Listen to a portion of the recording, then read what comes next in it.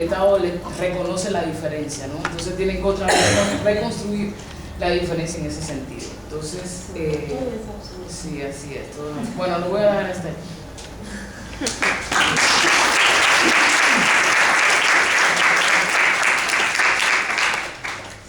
Bueno, vamos a seguir con Liliana Calao. Ella es una poeta mapuche que nació en Comodoro Rivadavia en el año 61.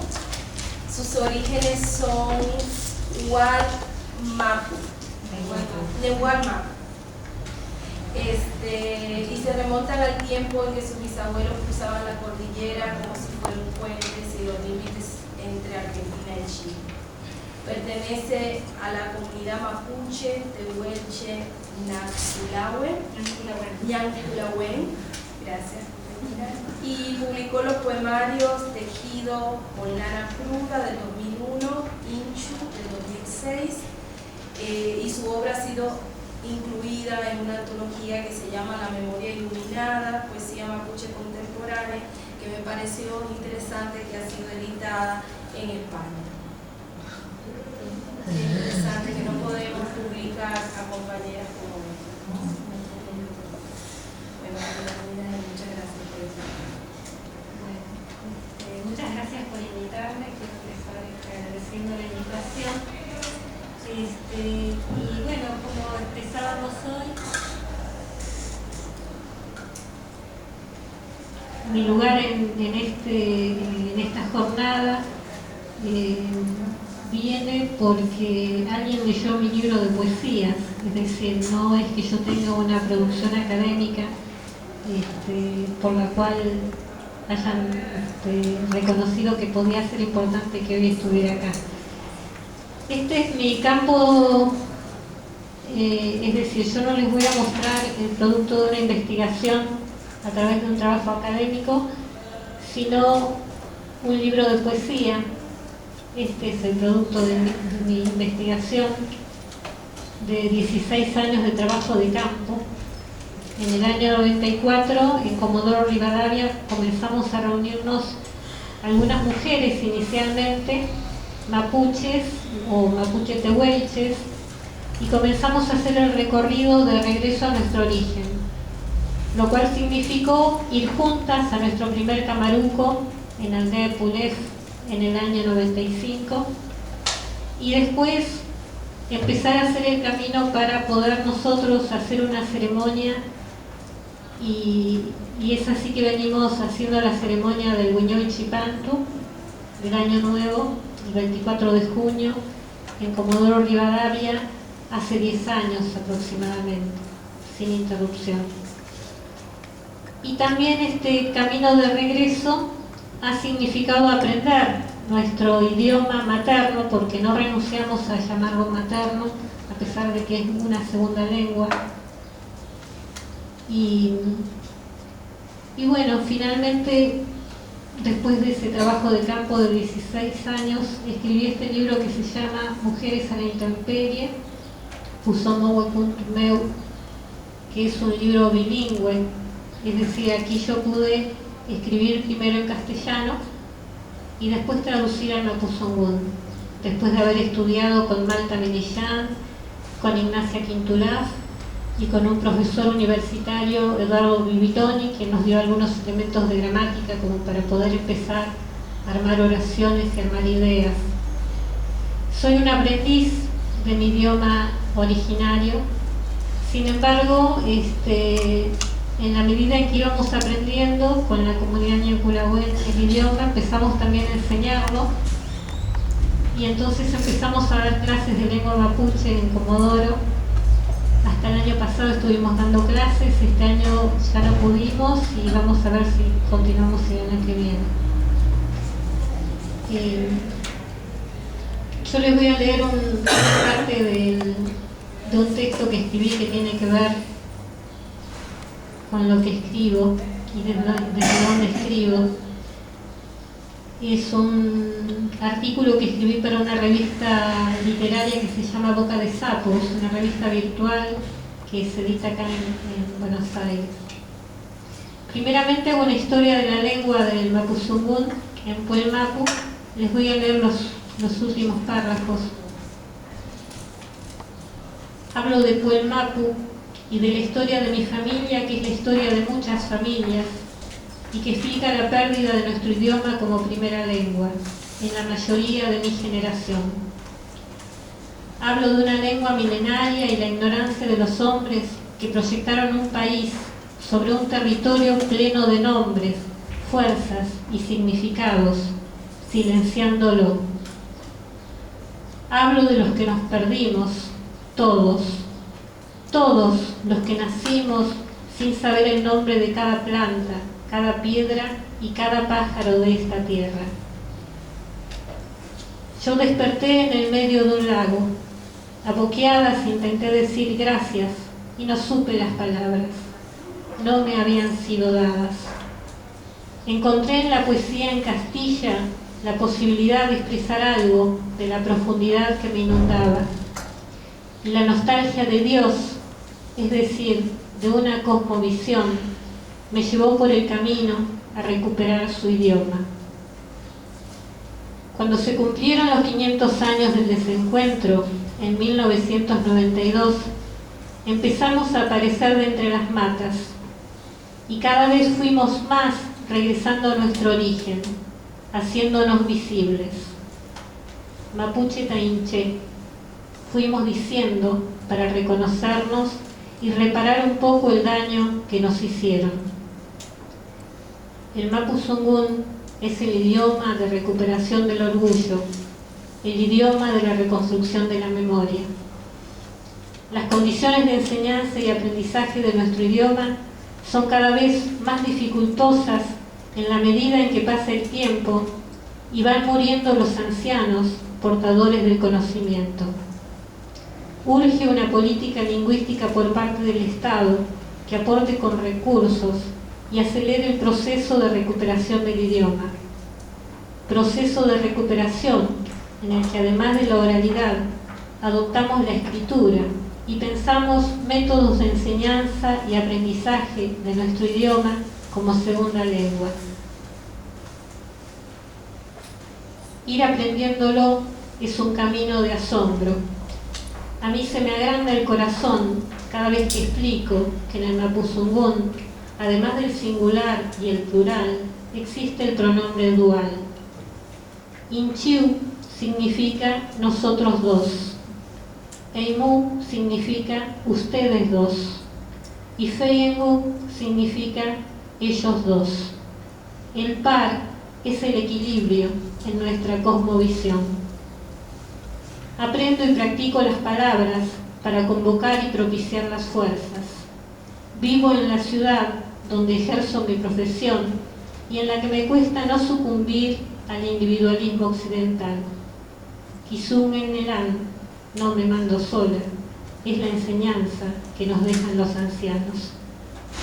Pienso en castellano y escribo. Luego traduzco con torpeza al idioma que me seduce, con su inmensidad y profundidad azul.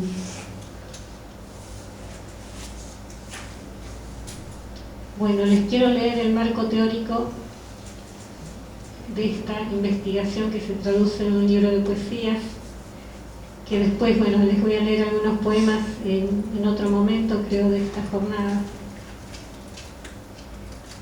A mis bisabuelas Benita Cruz y Amelia Nahuelquir Yem, a mi abuela Roberta Napaimán Yem, a mis tías abuelas Luisa Napaimán y Ana Meli Yem, a mi mamá Eugenia Meli, a mi hermana María Eugenia Ancalao Yem, a mis ñañas Aime Painé y Ignacia Quintulaf Yem, a mis lamier Rosa Pincol, Fabiana Antiñir, Sara Antiñir, Verónica Páez, Ivana Buenelaf, Ana Chodil, Eva Antieco, Juan Antieco, Peti Pichimián, Marta Berreta, Beatriz Pichimalén, Mónica Curruhuinca, Yolanda Victorica, Hermelinda Tripailaf, Eva Cayú, Luciana Jaramillo, Amalia Paixalef, Sandra Silva, Susana Lincán, Nilda Painepán, Evis Millán, Moira Millán, Mirta Millán, Cristina Epuyán, Luisa Chico, Liliana Chico, Luz Almonacid,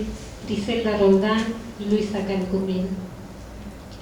A la Somo Quinché, Paula Catrilaf, Amanda Nahuel, Celinda Lefiu, Dominga Meli, Rosa Ruana Hualquir, María Luisa Cifuentes, Eufemia Tramaleo, Marta Millán, Hermelinda Painequeo y Manuela Tomás.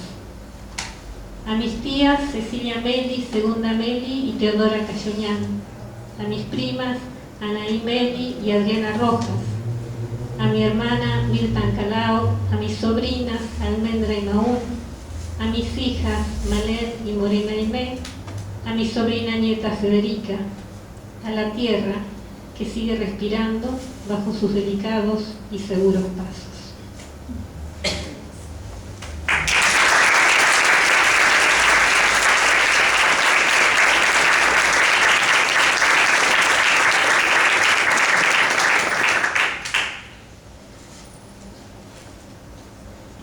Muchísimas gracias por haber venido, Liliana, y haber visto las palabras que dijiste. Fue una jornada así como con muchos momentos de emoción, así que ahora tenemos aquí a Rita Laura Segato, una queridísima maestra de todas nosotras, de muchas de nosotras.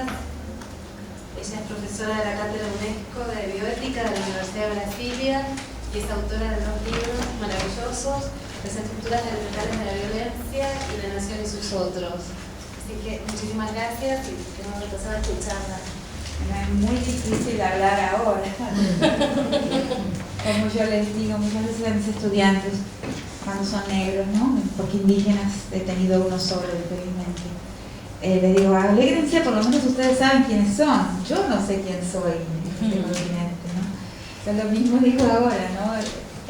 Me siento en una posición de inseguridad ontológica después de los poemas que fueron leídos aquí, ¿no? Pero en fin, cada uno tiene su lugar en el mundo, por más discreto que sea. Y aquí vamos. Bueno, no, era imposible intentar decir, quería exponer ante ustedes un argumento que lo acabo de terminar la semana pasada, que lo vine masticando durante años, yo creo, desde mi primer encuentro con el género como antropóloga, en esa época sí, plenamente como antropóloga, cuando hice mi trabajo de campo por mucho tiempo, por 1 año y medio en el Xangô de Recife, que es una tradición, una religión afro-brasilera, ¿no? En un medio muy ortodoxo de esa religión en el nordeste de Brasil. Y en ese medio, ahí descubrí otro género, o sea, otra construcción que como Argentina recién llegada en aquel mundo, nosotros en esta época en Argentina éramos mucho más cuadrados de lo que somos hoy, o sea, llegó un mundo donde todo se suspende, o sea, donde mi visión esquemática heterosexual de la construcción enyesada del género en Occidente queda totalmente suspendida para entender esa otra construcción mucho más fluida, donde hay un lenguaje para la circulación entre las posiciones de género, donde hay un lenguaje para lo andrógino, las varias formas de lo andrógino, o sea, donde el género no es binario, sí usa un mapa dual de comprensión del mundo, pero no actúa dentro del patrón binario que es el dominante y hegemónico. Eso fue en 1976, me da mucha vergüenza decirlo, pero y desde entonces esto queda pendiente, ¿no? Hago una etnografía y escribo un texto que se llama Inventando la Naturaleza, que intenta hablar de esa diferente construcción y de esas otras mujeres que no tienen nada que ver con las mujeres del feminismo europeo, que les vienen a dar lecciones de política. Y yo digo, ¿cómo puede ser, no? Que vienen las ONGs, ¿no? El feminismo blanco a decirles a las mujeres cómo tienen que hacer política de género. Si estas mujeres, estas matriarcas, ¿no? Estas grandes reinas, ¿no? Del Xangô de Recife, pues no les piden permiso a nadie, son más fuertes que cualquier parisina. O sea, no conseguía, por mucho tiempo no conseguí poner un esquema, una retórica teórica, propiamente teórica, este sentimiento de inadecuación, ¿no? Y absoluta falta de eficacia, ¿no? de los programas, digamos, de la política feminista del mundo occidental, llegando a un mundo donde las mujeres ya son fuertes, o sea, y bueno, en ese largo proceso que comienza en 76, como dijo, el trabajo fue parte de mi tesis y después se publica como ensayo Inventando la Naturaleza en 1986, y pasa mucho tiempo que trato otras cuestiones, y en 2002 el presidente de la FUNAI, que es la Fundación Nacional del Indio en Brasil, me pide, por mis trabajos sobre género, y porque alguien curiosamente da mi nombre, aunque nunca trabajé con etnología indígena, ahora ya casi sí después de esto, pero me pide que haga dos mujeres indígenas, una de la etnia Caingán y la otra de la etnia Terena, van a la presidencia de la FUNAI y le hacen la siguiente propuesta. Mira qué inteligencia. Dice, necesitamos un taller en que alguien nos explique algunas palabras, algunas categorías, algunos conceptos con que se habla la teoría de género, para que nosotros podamos incluir ese vocabulario, y una vez incluido ese vocabulario podamos pedirle al nuevo gobierno Lula, que empezaba en ese momento, porque en 2002 ya había ganado Lula, empezaba en 2003, para que podamos pedirle al gobierno unas políticas públicas y directrices para las mujeres indígenas. Entonces queremos un taller de mano doble, alguien que nos hable un poco el vocabulario de género en que nosotros podemos formular nuestra demanda, y nosotros vamos a apropiarnos ese vocabulario, por las noches vamos a trabajar solas y devolver en términos de reivindicaciones, de pedidos al gobierno. Y eso resultó en una semana de una internación con 41 mujeres indígenas de todas las regiones de Brasil, ¿no? Son alrededor de 200 pueblos, y sin salir, casi sin dormir, mañana, día y noche, mañana, día y noche. Y claro, salí inmensamente beneficiada, porque ahí pude comprender, empezar un camino de comprensión, completar mi comprensión de un género no europeo, no occidental, que había comprendido para el mundo afro-brasilero, también de forma bastante profunda, yo creo, nunca completamente satisfactoria, pero ahora hacer lo mismo para el mundo indígena, escuchando a esas mujeres. Entonces fue un intercambio, o sea, yo les hablé de lo que existe de saber sobre género y ejemplos de otras sociedades, Australia, Nueva Guinea, los rituales de iniciación masculina en Nueva Guinea, cómo es la producción de la masculinidad, etc. Y ellas iban adoptando y discutiendo de noche y devolviendo en pedidos de políticas públicas para todos los ministerios. Economía, deportes, educación, salud, todos los ministerios del Ejecutivo brasilero que pedían. Entonces terminamos saliendo dos documentos que escribí, con en realidad quien financió fue la cooperación alemana.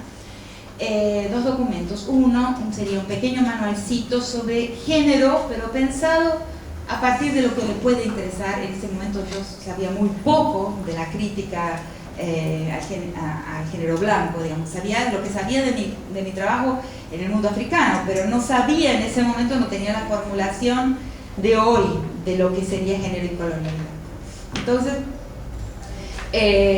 un manual, una postilla, una cartilla sobre ideas de género y una lista de lo que ellas solicitaron. Con ese documento, una de las dos mujeres indígenas, Caingán, que fue a solicitar este taller, se puso el documento bajo el brazo y fue y tocó las puertas del ministro de Planeación, Ministerio de Planeamiento, de Planificación de Brasil. Tocó la puerta y dijo: mire, yo vengo aquí con un pedido de mujeres indígenas de Brasil, necesito 2 millones de reales para llevar adelante este pedido de políticas públicas. Naturalmente el ministro dijo: no tenemos presupuesto, esto no está presupuestado, el Congreso Nacional no discutió este presupuesto, imposible. Entonces, bueno, de aquí mismo, dijo, me voy a la Corte Interamericana de Derechos Humanos y denuncio al Brasil por racista.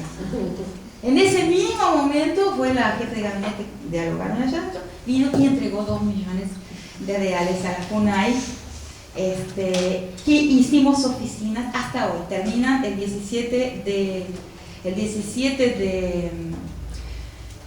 noviembre, termina justamente el gran cierre de las 2 secuencias durante todos esos 8 años de oficinas. La primera serie de oficinas fue para el apoyo de la FUNAI a las actividades productivas de las mujeres indígenas dentro de las comunidades y con control social de este destino de los recursos, en el sentido de que en el taller fueron regionales, las mujeres se reunían, discutían cada una cuál era su actividad productiva más importante, y entre las propias mujeres decidían cuál de las comunidades estaba enfrentando en ese momento mayores dificultades, y ellas decidían a quién iba el recurso. O sea, la decisión, el control social del destino del recurso, para qué pueblo iba, después de que todas hablaban de sus respectivas actividades productivas, fue la manera de poder, digamos, reforzar la posición de las mujeres a partir de su trabajo, a partir de su producción. En el segundo periodo, que termina ahora, los 2 periodos terminan ahora, entonces el presidente de la FUNAI hace un gesto muy impresionante, crea la coordinación de mujeres, porque no existía, porque en el mundo de la etnología, en el mundo de la antropología de género y de la etnología indígena, existe como un gran prejuicio para hablar de género. O sea, los etnólogos dicen no existe problema de género en las sociedades indígenas. Y sobre esto quería referirme, pero hay que hablar rapidísimo. Entonces, no existe problema, entonces nunca ha habido estudios profundos de cómo sean esas relaciones de género dentro de las sociedades indígenas, y no hay estudios de parentesco, pero de relaciones de género muy, muy poco, ¿sí? Entonces, en el segundo periodo hicimos entonces la FUNAI crea la coordinación de mujeres con mucha resistencia entre el mundo de la etnología indígena brasilera, pero crea una coordinación de mujeres, se llama de género y generación, o sea, mujeres y jóvenes y niños, y hace otra serie de talleres que son lo que sería en principio la divulgación de la ley María da Peña contra la violencia doméstica entre las mujeres indígenas. Brasil tiene una ley, como que todos los países cada uno está creando o recreando o reformando la legislación sobre violencia. Brasil creó una ley que infelizmente es solamente de protección de la mujer en el campo de la violencia doméstica, lo que es completamente insuficiente porque hay otras violencias que no son domésticas. Y entonces la coordinación hizo, y ahí fui en las diferentes regiones a hablar sobre esta ley, siempre explicándoles a las mujeres indígenas, no es que explicándoles, la cuestión no es explicar, sino ¿qué podemos hacer? Ofrecer vocabulario para que, por lo mismo que hicimos en el primer taller. O sea, nuestro papel sería dar un recurso que es un recurso muy importante para que las personas puedan perseguir justo a los estados nacionales permanentemente coloniales, permanentemente colonizadores, pero absolutamente poderosos, puedan ante este interlocutor aplastante tener el vocabulario indispensable como para conseguir recursos y derechos como recursos. Entonces pasar el vocabulario. Entonces aquí estamos presentando el vocabulario de la ley María da Peña: violencia física, material, moral, psicológica, patrimonial. Una que la ley María da Peña no menciona, a pesar de ser tan completa, que es la violencia alimentar, porque todas las sociedades campesinas, indígenas, cuando hay una presión, estrés de alimentación, por ejemplo, una carencia muy grande, las mujeres, la madre alimenta menos a los bebés mujeres que a los bebés hombres, a las hijas mujeres que a los hijos hombres. Entonces hay una violencia alimentar también, que es simultáneamente material y es simbólica, porque cuando una persona recibe menos alimentación que otra en función de su género, hay una violencia simbólica, es decir, tú tienes menos valor, hay una evaluación explícita en la cantidad de comida, y hay medidas del aletamiento, ¿no? ¿Cómo se llama? Amamantación. Hay medidas de la amamantación. que dicen que las madres en situaciones de estrés amamantan diferencialmente sus hijas, mujeres y hombres. Entonces, todo ese conjunto de violencia, pero siempre diciéndoles, el Estado viene a entregarles con esta mano lo que ya les retiró con la otra. Y no me da tiempo de decir justamente, entonces en un último momento, ese Estado supuestamente benefactor es un Estado que trae el antídoto para el mismo veneno que ya inoculó. O sea, la cuestión, el centro de lo que yo iba a presentar es esto. La colonia de ultramar y inmediatamente después el Estado republicano, que es simplemente el continuador de la tarea de colonización, de usurpación y de exterminio. Tan peligroso y tan cruel como saben todos ustedes, ¿no? Como el Estado ultramarino. No hubo disminución de la crueldad, o al contrario, hubo aumentos en muchas regiones de la crueldad. Ese Estado lo que trae son antídotos para los mismos daños, los mismos venenos que él mismo introdujo. Entonces no es fácil hablar de esta ambigüedad estatal, de cuál es el papel del Estado, de qué es lo que se puede hacer desde la mano estatal, qué es lo que nunca se podrá hacer, cuáles son los espacios que se pueden recuperar en esa gran matriz.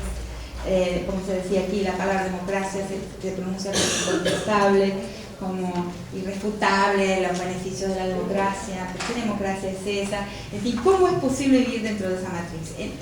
Que es como una matriz, o sea, un lugar absolutamente totalizado, absolutamente envuelto en ese involucro que es la cultura de la ciudadanía, los derechos que nos parecen, o sea, casi no podemos hablar fuera de estos valores, de esta noción de progreso ciudadano.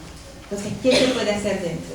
Entonces, en el último momento, hace aproximadamente 2 años o 3, en marzo de 2008, justamente en Colombia, conocí a Aníbal Quijano, que es un autor que puedo respetar, de los pocos autores por lo que siento respeto en este mundo.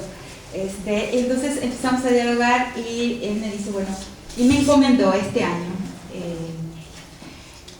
que entonces hiciera un cruce entre su categoría de colonialidad del poder y género, porque existen dentro de ese grupo de personas, de ese grupo de pensadores, 2 textos. Uno es del propio Aníbal Quijano, que es lo peor que escribió, es pésimo, es un texto sobre patriarcado, en el sentido de que no puede realmente elaborar la cuestión de género a partir de su propia categoría, porque él solo puede ver, y eso a mí me parece muy insuficiente, la relación del mundo blanco con la mujer no blanca.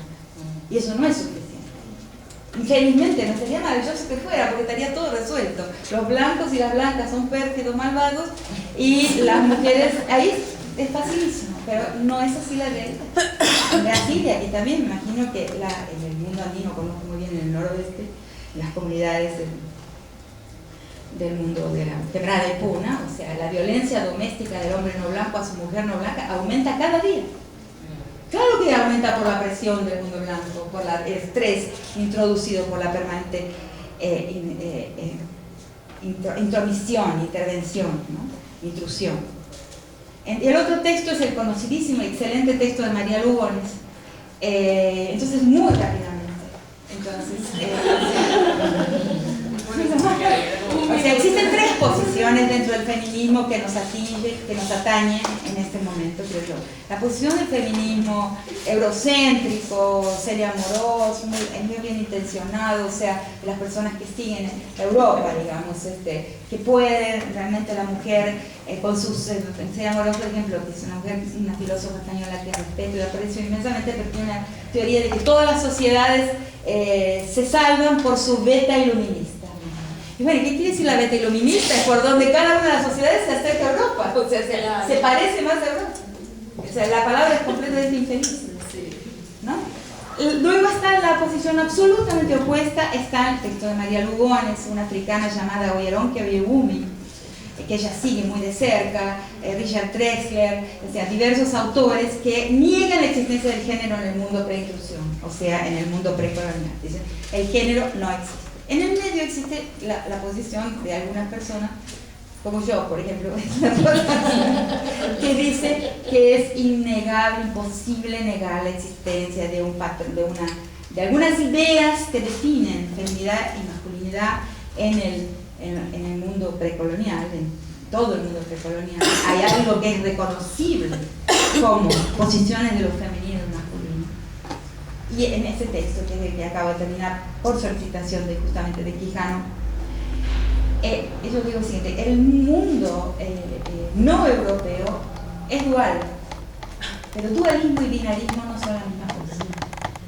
Entonces la dualidad, pues en todo ese mundo, en todas las naciones, primeras naciones del mundo, de Canadá hasta Tierra del Fuego, tenemos el mundo incaico, o sea, en la historia, inclusive en momentos históricos otros de nuestro continente y de otros continentes también, tenemos por ejemplo los tránsitos de género y figuras andróginas, o sea, y figuras transexuales, o sea, todo ese mundo, a pesar de dual, o a pesar de tener una visión dual del género, tenemos el pasaje de la masculinidad a la feminidad, de la feminidad a la masculinidad y personajes andróginos, plenamente andróginos. Yo sé, no sé si conocen el Museo Travestí de Giuseppe Campuzano, extraordinario, es un peruano travestí llamado Giuseppe Campuzano que hace un levantamiento muy interesante de todas las figuras de androginía, de todas las figuras de tránsito que existen en pueblos no europeos, fuera del occidente. Se llama Giuseppe con 2 P's, en Google buscan, hay varios textos en Google, y se llama Museo Travestí. Entonces es una demostración clara que en ese mundo, a pesar de tener la dualidad, tenían también alguna abertura a lo que cuando entra el binarismo colonizador, y en diversos textos Giuseppe Campuzano coloca trechos de crónicas, trechos de legislación colonial, donde muestra cómo el español va penando, puniendo todas las formas de tránsito, va imponiendo castigos de varios tipos. A toda mujer indígena que se la encuentre vestida de hombre será sometida a latigazos y no sé qué, bueno, y va con diferentes ordenanzas mostrando cómo la colonia entra también binarizando e introduciendo lo principal que es el centro de esta cuestión, porque que es la modernidad, que es el mundo del uno, o sea, el mundo donde la ciudadanía se extiende a partir de que todos los sujetos puedan traducirse a la grilla universal, o sea, a la grilla neutra, ¿cierto? Universal, que fue criticada por diversas autoras